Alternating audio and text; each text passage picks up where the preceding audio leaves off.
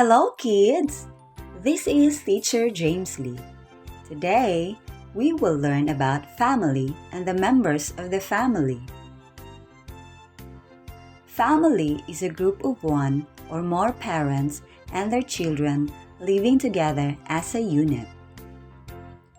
And here are the members of the family. Father, mother, brother, sister, and the baby. The other members of the family. Grandfather and grandmother.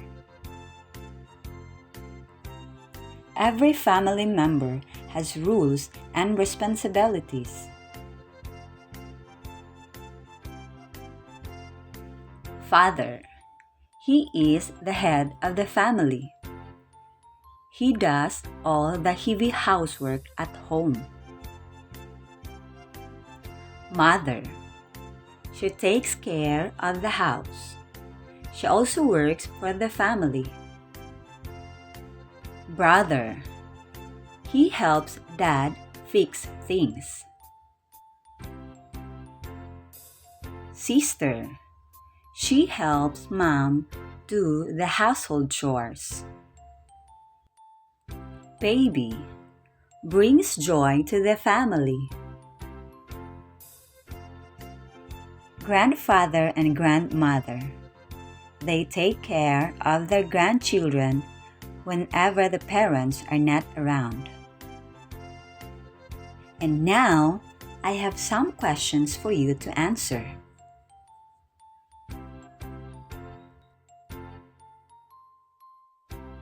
Who is the head of the family?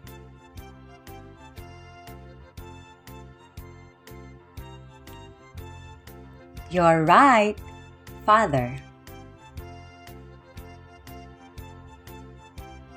Who takes care of the house?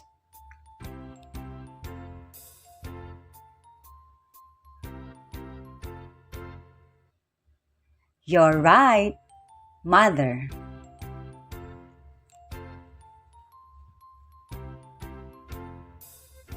Who helps Dad fix things?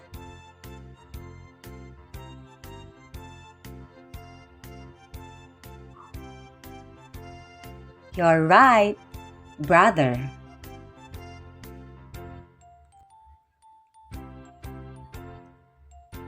Who helps Mom do the household chores?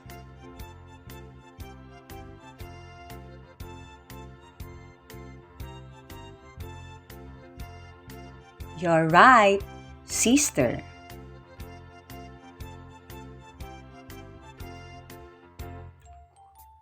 Good job, kids!